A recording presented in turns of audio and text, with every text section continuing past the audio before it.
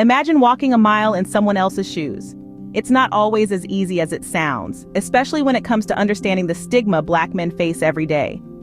A stigma born out of misconceptions, stereotypes, and systemic biases. It's a complex issue that can't be solved with a snap of the fingers. But it's not all doom and gloom. Conversations are starting. People are learning, understanding, and challenging these stigmas. They're taking steps to dismantle them, one conversation at a time, because every man, regardless of his skin color, deserves respect, understanding, and equal opportunities to succeed. Change doesn't happen overnight. It's a slow, steady process, and it starts with understanding. So let's keep the conversation going.